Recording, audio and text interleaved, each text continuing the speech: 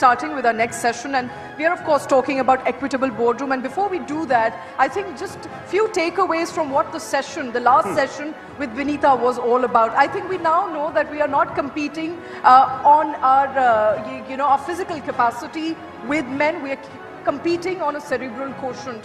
We are talking about how women need to push the boundaries, but also must have a conducive environment to operate in and to grow in. All right, but at the same time, ladies and gentlemen, it's also important to note here, sorry for the technical glitches. Let's call upon our next set of panelists. Calling up on stage, a loud round of applause for Menika Goruswamy, Senior Advocate at the Supreme Court of India. Ma'am, please. Pallavi Shroff, Managing Partner at Shardul Amarchand, Mangal Das and Company. A very warm welcome on the dais, ma'am. And Rituparna Chakraborty, who is a co-founder at Team Lee Services. And let me call on stage Dr. Srinath Sridharan once again back to moderate this session.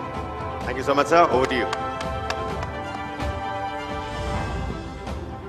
There you go, sir. Hi, good afternoon.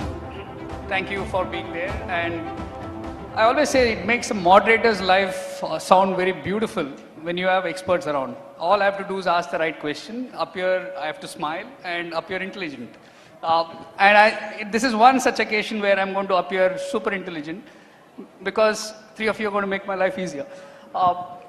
A topic where I want to be slightly, I think, not run-of-the-mill conversation about equitable boards, because almost in every conversation around gender, equality, equitableness, we always say the nice things, the right things, and we exactly do the opposite the moment we're out of this door.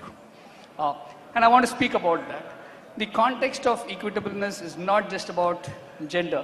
It is also about what we are now seeing of late about diversity of talent, about age is becoming a barrier, both being young, being old. I mean, both are cutting corners. And we're also seeing echo chambers evolve on corporate boards. If both of us are sitting on 3 different boards, we kind of second guess each other. On the 4th board when we go, we don't even do our homework, because if Menika has seen it or Pallavi has seen it, I'm okay with it. And it's creating its own set of ripple effect on boards. At one point in time, we had the old boys network. Now I think we should just call it as old directors network. People sitting on multiple boards and creating echo chambers. So all these are also part of what should be an equitable boardroom. And I want to speak about where we have made a lot of progress in the Indian corporate world. 17.6% of boards in the Nifty 500 companies are women. But I'm kind of embarrassed. When are we going to get to 50%?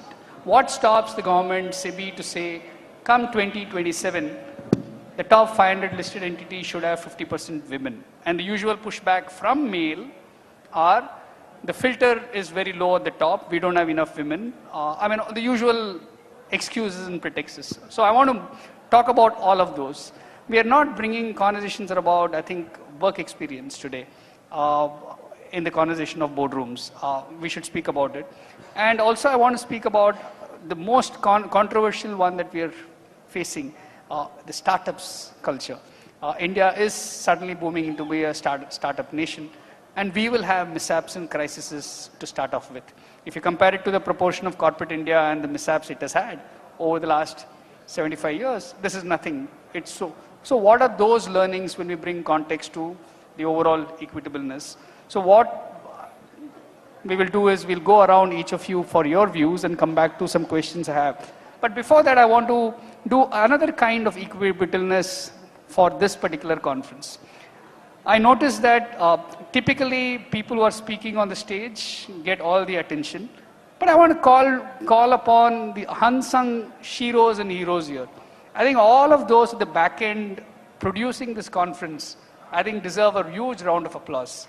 Amount of logistics that has happened to, again, make all of us look nice. So thank you, everybody there. I think thank you for making this. So with this, Pallavi, I want to go back to you for your observations. Yeah.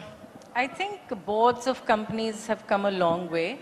Exactly a decade ago, SEBI introduced, the Companies Act was amended, SEBI introduced minimum of 1 director on the board. That 1 director is still minimum of 1 director, and very few companies have more than 2 women on the board. I've been on boards where there are more than 2 women, and I can tell you the discussion is far better than having just one woman. But one woman can also change the narrative and be very different. So from the usual homogenized sort of approvals that men look for, somebody is on the board and asking 1,000 questions. It starts initially by saying, oh my God, now I'm an independent director. I have obligations, duties under law, so I have to perform. But once you start digging little deeper and deeper into what companies do, some of these questions will start coming naturally to you. And I think you've been on one board, when you come on a second board, it's much better. And I think age is a challenge, both young age and old age, and I'm happy at a certain age people are expected to retire from boards. I'm pretty happy with that. They can be around in the company in various capacities and they're better used there. I think where it's a challenge is when people are younger, in their late 30s and early 40s, when they're ready to be on boards because they have the experience, they have ideas, they have the ambitions, but they are considered to be too young. So when I get asked, will you be on the board? And I said, no, I'm on enough boards, I don't want to be, but let me suggest a younger person. Oh, but no experience. I said, how will she get an experience if nobody wants to take a young person on the board? So it's like a chicken and egg. But it's time now for the younger generation. You can have CEOs who are 38, 39, but why not women on boards who are at the same age? They're as qualified and as good. So I think time has come when younger women come on the board, not just wait for elders like us. Thank you, Pallavi. Menika, going to you for your observations. No, I agree with everything that Mr. Shroff has just said. Look, the average age of the average Indian today is, I think, 27, 28. This is who the average Indian is. So that is a far changed conception of what it means to be Indian, as opposed to who is a decision maker in India. So I completely take on board your point that boards not only need to have younger people in more numbers, but I also think that boards need to have younger people for just sheerly that different worldview, which is India today. And that is what is dramatically different about a country like India from, say, old Europe or America, because you have this demographic advantage. And you have to be able to understand that demographic advantage by having younger people on it, who also have that kind of skill set of seeing how, the modern corporate unit exists. And what are those markets? What is, as lawyers, well, what can you imagine for regulations to be for this new market? Because if this young Indian is the consumer, then that market looks entirely different from a market standpoint of a consumer being 55 years old. So, for just so many reasons, of course, there is that wonderful moral reason for equality, right? And we call it the Constitution of India, which actually speaks to these conceptions of India being a more equal society, a more diverse society, a society with more dignity, but also a society with a different rational sensibility, which we're supposed to adopt post-1950. So there are many good reasons to have a diverse boardroom. Sure. So, coming to you, Ritu, you sit on boards, you've been an entrepreneur your life, and you've seen also the boardroom composition and the average age change. And picking on what Pallavi spoke about, the concept of retirement.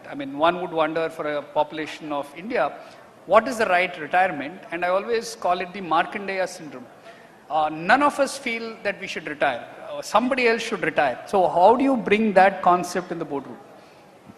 Okay, good to be here. I hope after those exciting sessions before us, people are ready for something of this sort. But anyway, I'll speak more from my personal experience. I've spent most of my youth, I founded a company when I was very young and scaled it up into almost $1 billion business, and recently I stepped down from my executive role to focus more on governance. I feel I can extend that particular whatever skill sets I've developed in new boards. But you know, the most important lesson I've realized in that journey, and because you're talking about equitable boards, besides gender, which is the obvious one where there is a bias, I think there is a bias today even on age. There is a huge, somewhere an association with gray hairs and your ability to perform I mean, I also have gray hairs, I just hide them better than others. But there is a correlation between age and your ability to perform on the board, so which is typically a binding constraint for. Equitable also means to me is that in terms of skill sets that you bring to the table, in terms of backgrounds, in terms of being able to contribute to a board without having connections, right? Just the fact that you're able to bring your skill to the table as the biggest weapon than anything else. I think we have a long way to go in India where we can sense those kind of equitability, because I personally have witnessed those challenges. But I've seen that the new age organizations, startups, which are themselves founded by youngsters, are much more open, honestly, on this aspect. So I'm seeing that there is an intent to get in people gender agnostic. I mean, people have to at some point leave gender behind when they enter the boardroom and have a conversation which is based on just the skill and the contribution. That's one. I also see that there is a bias towards certain functions. You're seeing boards are increasingly people from legal background, people who come from financial backgrounds are a default choice to be on board. But I think there is a great imperative, because we are talking about equitable, get people who comes with background in technology. Why can't they get a place in the board? People who understands human capital better, why can't they get a place in the board? Because going forward for sustainability of organization, this is going to be an extremely important point. So I think the conversations on board equitability is vast, the scope. I'm not going to cloud all the conversations because I completely agree with whatever has already been said. So there's nothing more that I can add to that. Yeah. So I want to come to Pallavi on that. Yeah. Can I add something to what she said? While I agree that women coming on the board because of who they are themselves and not because of some other connection somewhere, I think there is a slight change that I see because of the nomination and remuneration committees, and they have the obligation to find directors. I have seen in certain companies, maybe the larger ones now, they will hire an Egon Zehnder or somebody to go and find women directors. And that I'm starting to see that change. Very little, and women have come on board for who they are, not because somebody has recommended them.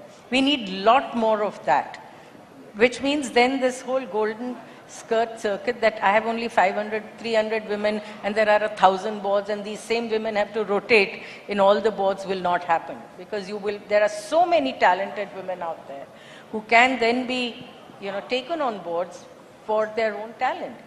Sure. So I want to ask you this question. Are we done, is India Inc. done with buying reputation? Because when you look at buying reputation, it's the same set of 200, 250 names which keep floating around. It's as if, and everybody will talk about there is no funnel. So I phrase it as buying reputation, because I know you will probably not because you will ask the tough question, because if I have you on my board, the markets give me 2% extra premium, my investors give me less grief. So I'm buying reputation, versus governance is about being accountable to people who are not related to business otherwise.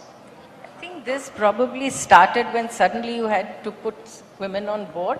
So instead of just keeping family on board, just to tick mark, started looking out for independent women. We all started because there was a need for independent women on boards. But I think this buying that reputation still exists. They want only this set of 200 women who can, but I think that cannot last long. As more and more companies want to change governance and voluntarily do better, they will need women on boards. Can you let 50% of the population is women, but you have to struggle to put one woman on the board? So many educated, you have MBAs, lawyers, chartered accountants, people in management, but no, they don't want to go to those because they're unknown. Give them a chance. They're very, very good. So Menaka, picking on that, do you think quota system for diversity on boards for a limited period, say 15, 20 years of Indian evolution, will it really help? Yeah, I mean, there are some European countries who actually use this kind of regulatory regime where either you have X percentage of women or you just pay a fine, and it's a substantial fine. Look, I mean, I personally feel, and I see this in the court system, and Mrs. Shroff will agree with me on this, the Indian court system for the longest time was the greatest old boys club. And it is dramatically changing, dramatically. I mean, I am proof of that, So, and the wonderful thing about the court system and litigation is there isn't a quota as litigators, you just need to be able to attract that work, and of course, that's the challenge, and then, your reputation and your quality will see you through. So I'm not big on more quotas, you see, because with the amendment to the Companies Act, which necessitated at least one woman director, now you have 720 NSE companies that have one woman director on them. And there are a handful of highly successful, publicly listed companies, Godrej, Apollo, etc., which has more than 6 women directors, right? So there is a case also to be made, well, look at the performance when you have a substantial number of women on the board. But I think more than anything else in this country is changing so dramatically. And it is young people who are making that change. And you cannot stop them. So this idea of having a pool of 200 people, this idea of having just a pool of a small number of families that control things, that is just changed. And the corporate world will also absorb that change. So youth is the hope for Indian corporate governance in some form. I think when the average Indian is 28, and you don't have many 28-year-olds here, so That's in true. many ways we have to catch up with that. That's true. So wonderful. Thank you so much for this set of opinions, and now I turn it back to them. Thank you so much, sir.